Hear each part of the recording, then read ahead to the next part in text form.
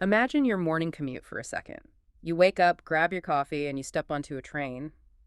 But instead of just traveling from the suburbs to a downtown core or maybe crossing a single town line, you are seamlessly gliding across a massive interconnected super region. Right, a continuous humming economic engine housing tens of millions of people. Exactly. You are traveling between what used to be considered entirely separate major cities, but today, well, they function like different neighborhoods in one giant metropolis. I mean, the fundamental unit of human geography is no longer the city, it's the megaregion. It really is. And that requires a complete rewiring of how we perceive maps, borders, economies. For centuries, the mental model has been the standalone city. Just a dot on a map. Yeah, exactly. A highly concentrated hub of commercial activity surrounded by rural space. A dot. But the sheer scale of 21st century commerce, supply chains, and just massive population growth, it's forced those dots to bleed outward. They're intersecting and fusing together. We are literally witnessing the dissolution of traditional municipal boundaries in real time. Which is wild to think about. And today we are going on a deep dive into exactly how that fusion is happening. We're unpacking the rapidly evolving and honestly sometimes violently colliding realities of these urban superregions. It's a huge topic. It is. We've got an amazing source today, an extensive breakdown from a blog titled Netizen, Urban Superregions. And our mission today is to dissect the blueprints of three entirely different global heavyweights from that source. We're looking at China, Europe, and the United States to see how they're attempting to engineer the future of human habitation. And crucially, what this means for you, the listener, in your own future backyard. Yes, because the way your local transit connects, the cost of your housing, even the air you breathe, all of that will be dictated by which of these models your region adopts. Yeah, this is the invisible architecture governing our daily lives. This shift toward megaregions, it isn't just some academic exercise for urban planners debating zoning laws. I mean, it's a survival strategy. Okay. It dictates how global capital flows, how regional ecosystems are managed, and ultimately, whether a local economy stagnates or thrives. Okay, let's unpack this. Before we look at how different countries are physically laying down the concrete and the high-speed rail, we need to establish the underlying logic here. Well, why behind it all? Yeah. We have to understand the transition from the monocentric model to the polycentric model. Because if you don't grasp that, none of the massive infrastructure projects we're going to discuss will make any sense. So the monocentric city is your classic pyramid structure. Right. You have one dominant central business district, and everything, transit, wealth, daily commuting, it all flows inward toward that single point. But the physics of a monocentric city eventually hit a wall. Because it just gets too crowded. Exactly.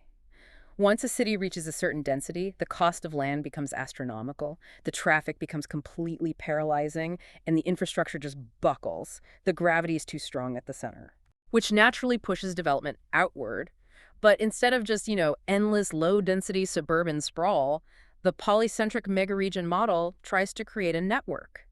It's about fusing millions of people into an engine that has multiple cooperating hubs of gravity. And that network effect is crucial. Instead of individual cities within a region fiercely competing against each other for the same corporate headquarters or the same factories and talent pools, they are structured to synergize. They share the heavy lifting. Exactly.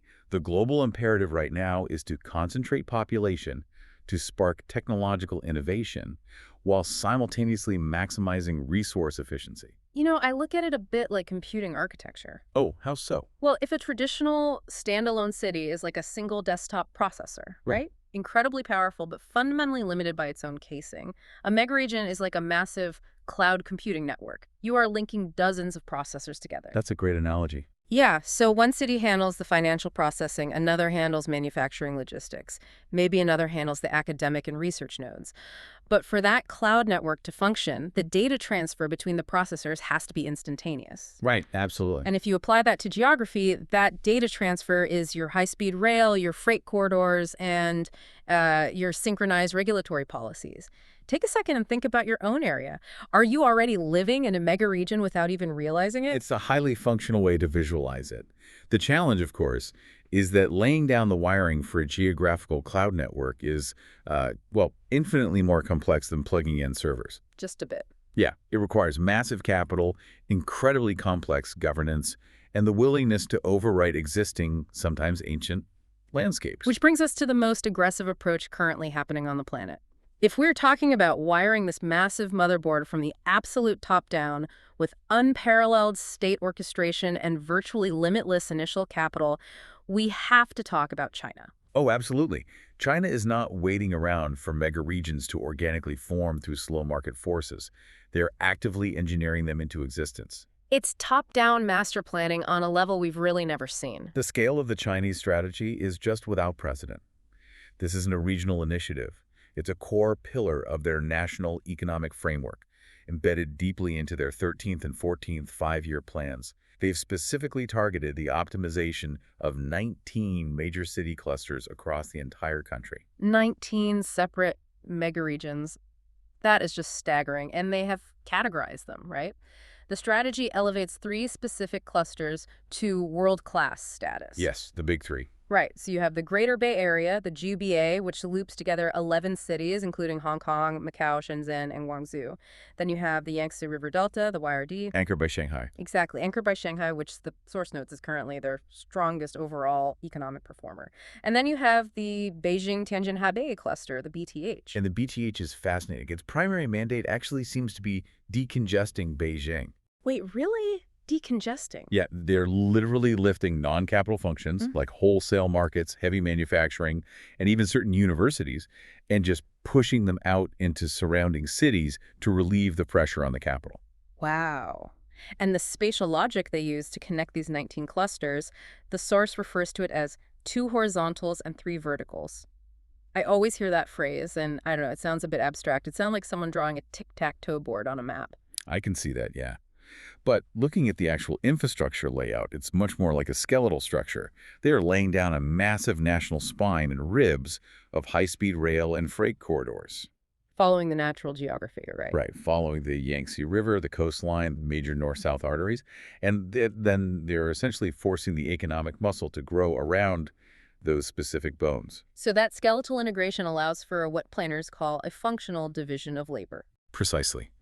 By permanently linking a financial hub to a manufacturing hub via, say, a one-hour high-speed rail commute, you effectively merge their labor pools.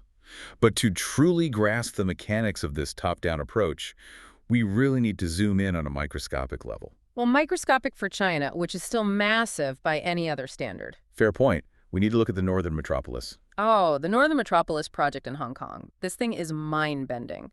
This is a master plan designed to fundamentally shift Hong Kong's center of gravity away from its traditional southern financial district and just pull it north, deeply integrating it with Shenzhen and the broader mainland Greater Bay Area. And we are talking about developing 30,000 hectares of land. 30,000. Just to contextualize that, that is roughly 1/3 of Hong Kong's entire landmass. It spans the Yuen Long and North districts. They are taking an area the size of a small sovereign nation and completely re-engineering it to house up to 2.5 million residents.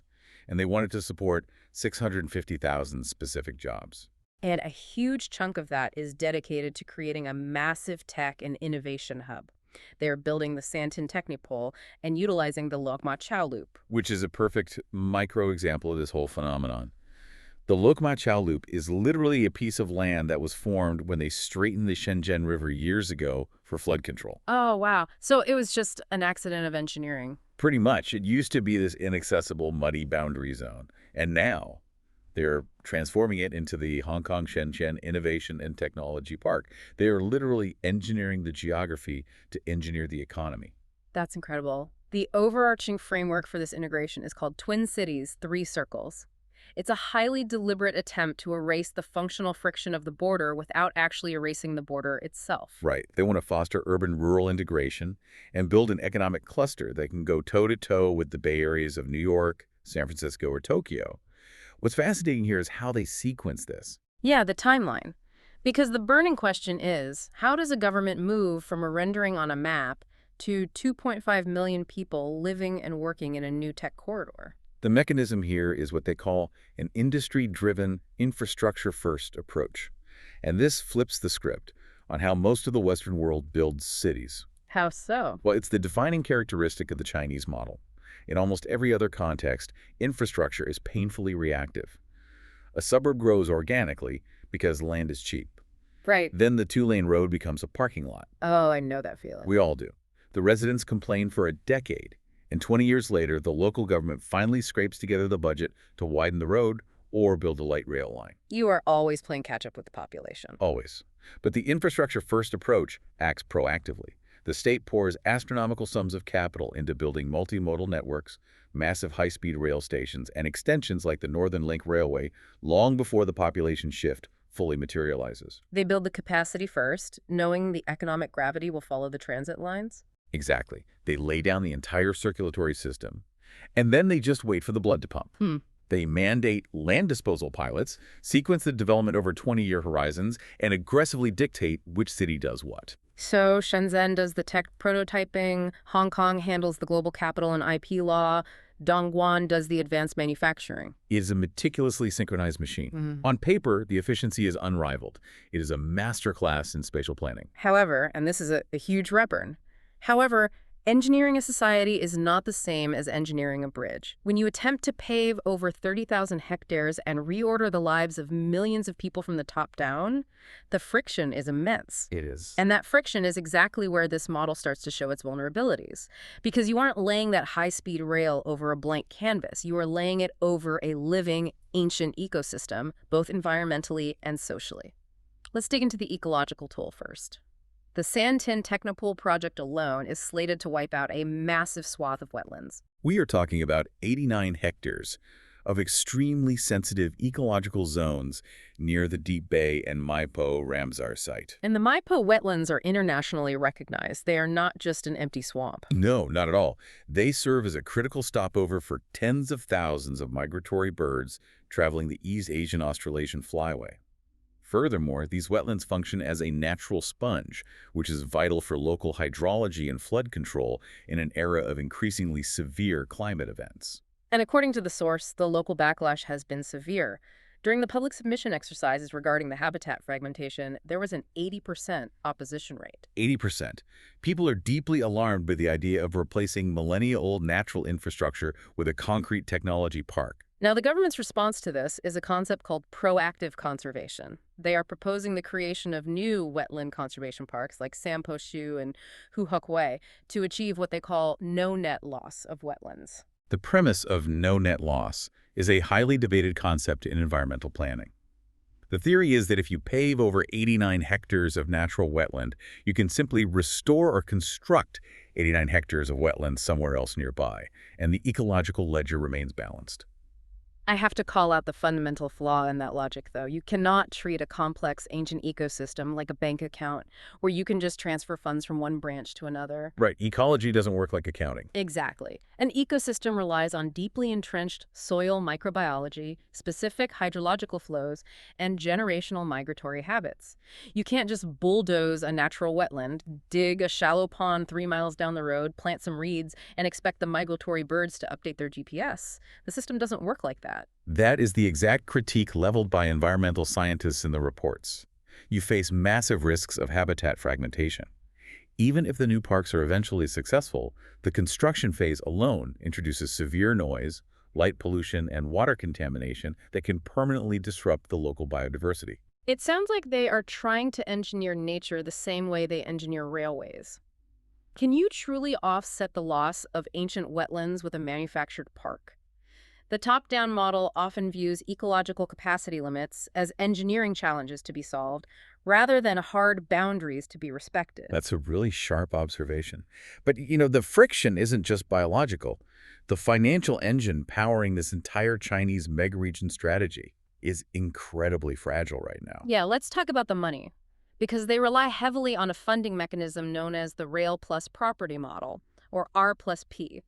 Let's break down exactly how this works because it is brilliant when it works and catastrophic when it doesn't. So the R plus P model is how the Mass Transit Railway, the MTR Corporation in Hong Kong, has historically funded its world-class transit system without draining the public coffers. Okay, so how does it function?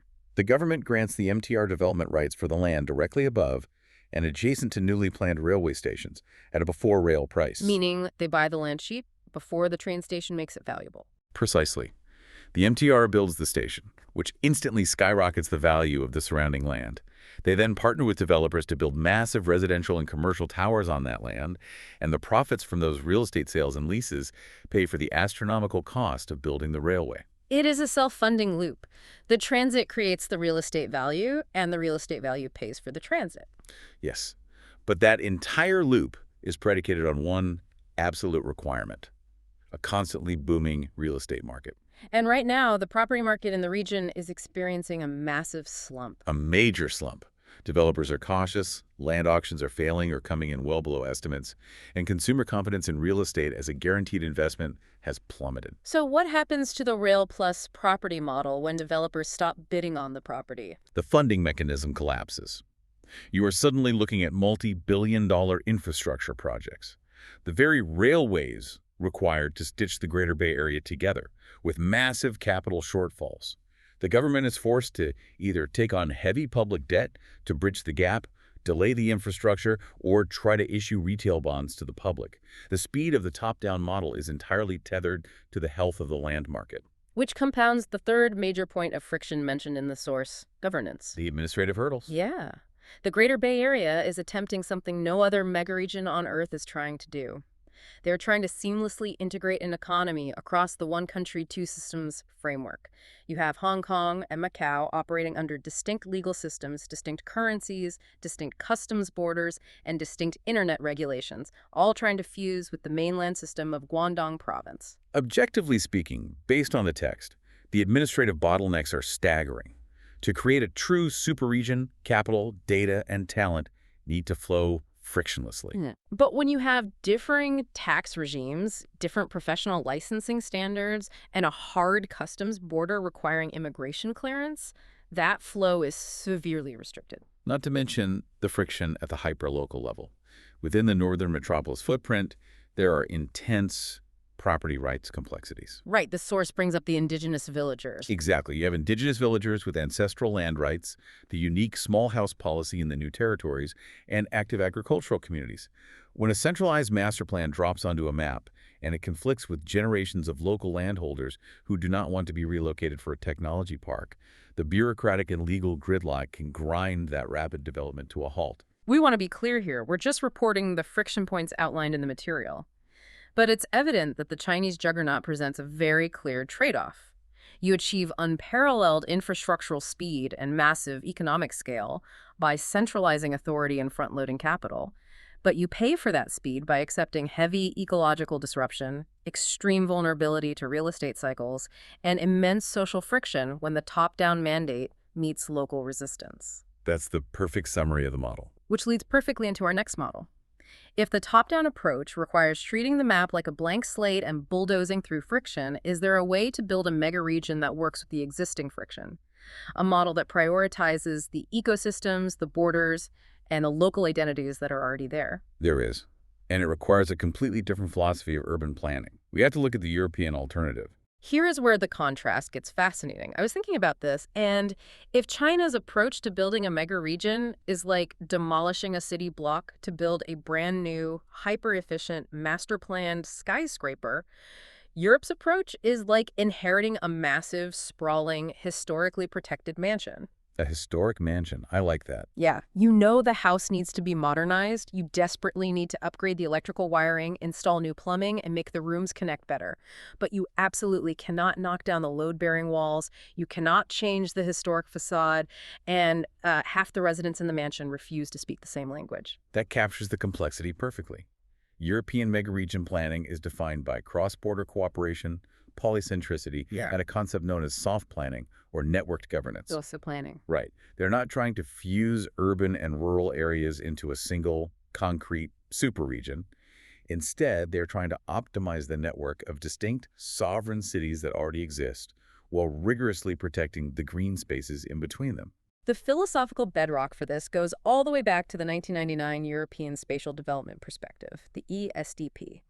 And reading the history of the ESDP is wild because it actively pushes back against the natural economic tendency toward monopolization. Yeah, left to its own devices, a market will usually funnel all the wealth and talent into one massive primate city, like Paris or London, leaving the rest of the country hollowed out. The ESDP establishes a normative goal to prevent that hollowing out. It promotes a balanced, polycentric urban system. The European ideal is that networks of medium-sized cities and towns should complement each other functionally, rather than aggressively competing. And they place an immense emphasis on the new urban-rural relationship, prioritizing the strict conservation of natural landscapes and cultural heritage. Okay, but having a normative goal is essentially just having a nice idea. The real question is execution. How on earth do you coordinate a synchronized infrastructure and economic strategy across multiple sovereign nations that have their own parliaments, their own budgets, and their own domestic political pressures? It's incredibly difficult. Because Europe uses a framework for their macro-regional strategies that genuinely sounds like a recipe for achieving absolutely nothing. They operate on the rule of the three no's. The three no's rule is perhaps the most defining and counterintuitive aspect of European macro-regional planning. When the EU forms a strategy for a massive area, like the Baltic Sea region or the Alpine region, they establish three ground rules. And these are: No new EU legislation, no new EU institutions, and no new dedicated EU funds. I just want to pause on that. You are trying to build a multinational megaregion, and your starting premise is we aren't going to pass any new laws to enforce this, we aren't going to create an agency to oversee this, and we are not giving you a single new euro to pay for it. Sound like a bureaucratic joke. How do you build a multi-billion euro high-speed rail corridor with no money and no authority? You do it through the relentless application of soft planning. Okay, explain that. Since they cannot mandate participation, they rely on voluntary alignment. And since they have no new funds, they act as financial matchmakers. They utilize existing EU cohesion policies and programs like Interreg. Interreg. Yeah, Interreg doesn't generate new tax revenue. It takes existing pools of regional development money and specifically funnels it toward projects that cross national borders. Oh, I see. So it's basically a massive incentive structure. They say, we have this pot of money over here that you can only touch if you agree to build your rail line so it perfectly connects with your neighbor's rail line. Exactly. And the physical manifestation of this alignment is the 10NT, the Trans-European Transport Network. 10NT is a master blueprint of 9 core multimodal corridors crisscrossing the continent. But the EU doesn't actually build it. No, the EU doesn't have a centralized construction company to build these corridors. Instead, they provide the regulatory framework and the matching funds and rely on the member states to actually build their respective segments of the corridor, trusting that they will eventually link up. Here's where it gets really interesting, though. Let's ground this in some reality, because the case studies of European megaregions illustrate how this soft planning shapes the map. The most iconic example in the source is the blue banana. The blue banana was a concept identified back in the 1980s. It describes a discontinuous, densely populated urban corridor that curves like a banana from northwest England down through the Benelux countries, along the German Rhineland, through Switzerland, and terminating in northern Italy. That's a huge stretch. It holds over 100 million people and represents the absolute core of Europe's economic and industrial output. But the planners actually hate the blue banana. They do. Yeah, the text notes, it represents exactly what the ESDP was trying to prevent. A massive monocentric concentration of wealth that leaves the periphery of Europe, like the Iberian Peninsula or Eastern Europe, completely marginalized. So European spatial planners countered the blue banana with a different metaphor, the bunch of grapes. The bunch of grapes is the ultimate polycentric ideal. Instead of one massive, swollen corridor of development, they want multiple, distinct, smaller clusters of activity. The grapes spread evenly across the continent, tightly connected by the vines of the 10N-key high-speed rail and digital infrastructure. And to see how fiercely the Europeans protect the separation of those grapes, we have to look at the Randstad in the Netherlands. They refer to it as the Delta Metropolis. This is a ring of major cities, Amsterdam, Rotterdam, The Hague, and Utrecht. It functions as a single economic megaregion. It does. But what makes the Randstad so unique isn't the cities themselves, it is what is in the middle of them. The green heart. Yes. The Randstad is essentially a massive urban donut, and the green heart is the whole. It is a vast, strictly protected agricultural and natural open space situated directly in the geographic center of the region's most powerful economic engines. Maintaining the green heart requires a level of zoning discipline that is almost unimaginable in other parts of the world. The economic pressure to pave over that open space is immense. Developers constantly want to build suburban housing or logistics hubs right in the middle because it is equidistant to 4 major cities. It's prime real estate. It really is. But the Dutch government utilizes strict spatial planning, emphasizing clustered deconcentration. Meaning? They force development to occur within existing urban footprints or along specific transit corridors, absolutely forbidding the cities from sprawling inward and consuming the green heart. They prioritize what they call the quality through interaction of green, blue, and red, meaning nature, water, and urban infrastructure. They recognize that the green heart isn't just empty space waiting to be developed. It is vital ecological infrastructure required for climate resilience, water management, and honestly, just the mental well-being of the surrounding population. But, we cannot romanticize this model without acknowledging its severe friction points. Implementing this requires navigating a labyrinth of national, provincial, and municipal governments. Hmm. And when you expand this soft governance across national borders, the vulnerabilities of the European model become glaringly apparent. Look at the string megaregion. The String Project is a fascinating experiment. It's a cross-border green hub stretching from Hamburg in Germany up through Denmark and Sweden to Oslo in Norway. They are trying to create a unified economic identity based on green technology and sustainable transport without actually erasing the four national borders involved. Right. And the linchpin of this entire string megaregion is the Fehmarn Belt Fixed Link. It is an incredibly ambitious underwater tunnel designed to drastically cut travel times between Germany and Denmark, effectively merging their labor markets. But the process of getting this tunnel built exposes the core weakness of soft planning. Let me guess. When push comes to shove, national priorities override regional visions. Without question. Because there is no overarching centralized authority that can mandate construction, a project like the Fehmarn Belt requires total consensus. Which is hard to get. Extremely. Denmark, driven by a strong national interest in connecting to the European mainland, passed laws to finance the tunnel via state guarantees backed by future toll revenue. But on the German side, the hinterland rail connections required to make the tunnel functional faced years of intense local opposition, environmental lawsuits, and shifting political priorities in Berlin. That is the fatal flaw of the three no's. If you have no new laws to force compliance and no new institutions to oversee the project holistically, you are entirely at the mercy of the slowest, most hesitant partner in the network.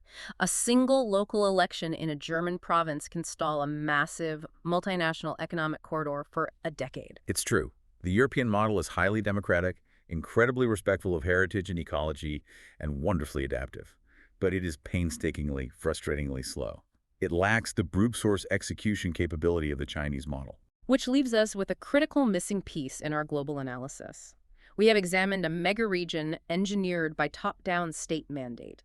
We have examined a megaregion negotiated through soft cross-border coalition. But what happens when a massive superregion isn't master planned by the central government and isn't gently curated by an international committee? Right. What happens when it is driven almost entirely by raw, unbridled market forces, private capital, and hyperlocal zoning? You arrive at the American reality, the United States. If China is a highly detailed architectural blueprint and Europe is a painstakingly negotiated diplomatic treaty, the U.S. model is a force of nature. It is organic, it is sprawling, and it simply happens. That is perhaps the most accurate framing. The U.S. approach to megaregions is entirely bottom-up and largely conceptual. Planners in the United States do not sit in a room and decide to create a new superregion from scratch. Instead, they look at satellite imagery and economic data and realize that massive functional economic realities have already organically emerged, spilling far past existing administrative borders. The modern framework for understanding this in the U.S. was largely codified by the Regional Plan Association and their America 2050 initiative.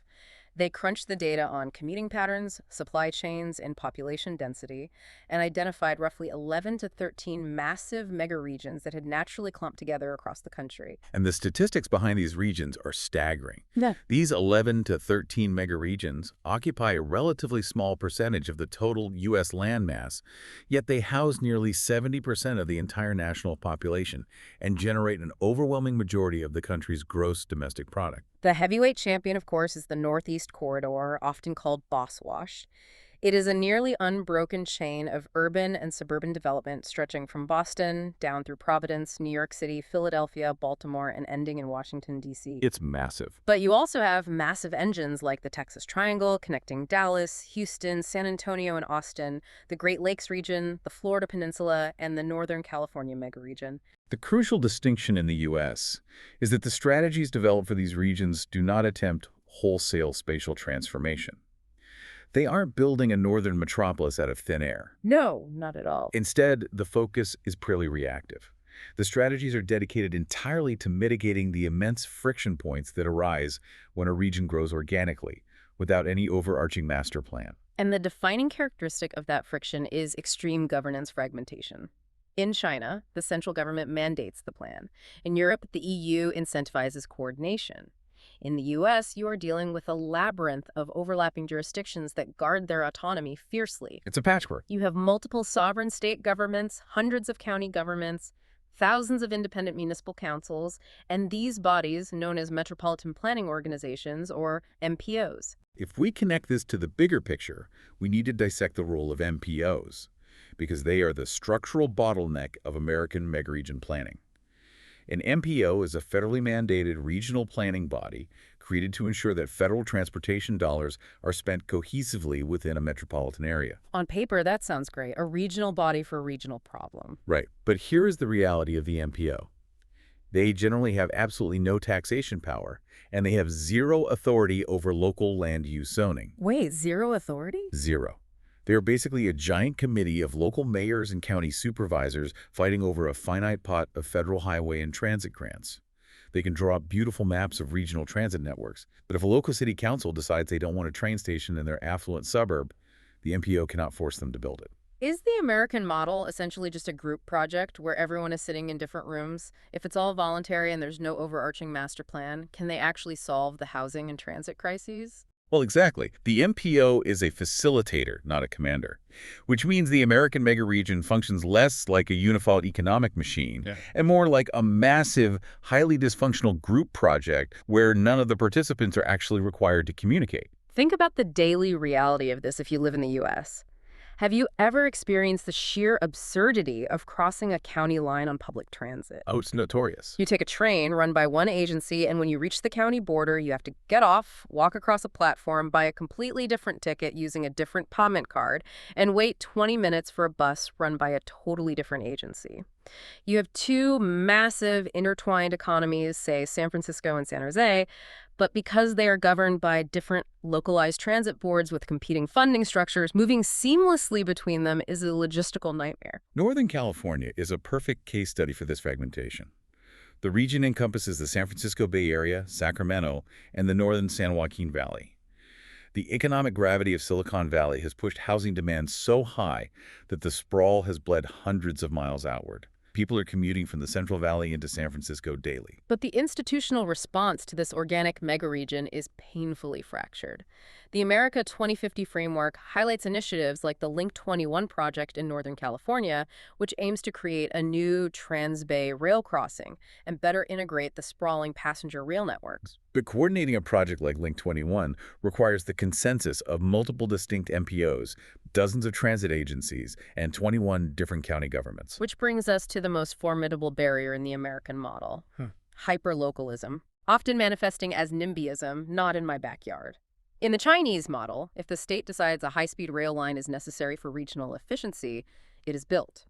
In the U.S., the intense decentralization of land use authority empowers local residents to weaponize zoning laws, environmental review processes, and endless public hearings to delay or entirely kill infrastructure projects that serve the broader regional good but mildly inconvenience their specific neighborhood. And again, remaining neutral on the politics of this, we see this constantly in the data.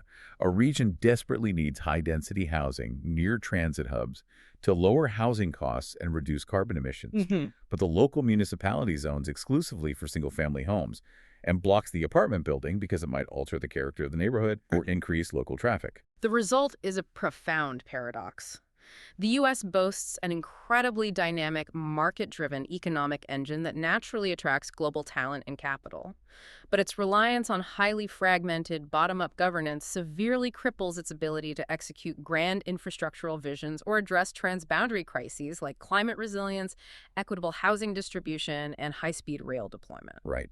The wealth generated by the megaregion is massive, But the spatial distribution of that wealth is highly inequitable, leading to decaying urban cores surrounded by affluent, exclusionary suburbs separated by gridlocked highways. So, we have taken a massive granular tour of how the world is building the future. We have dissected the top-down, infrastructure-first juggernaut of China with its breathtaking speed and heavy ecological toll. We have analyzed the soft cooperative, environmentally disciplined but painfully slow networked model of Europe, and we have waded through the organic, fragmented, market-driven reality of the U.S. sprawl. It's a lot to process. It is, but it is time to pull all of these blueprints together.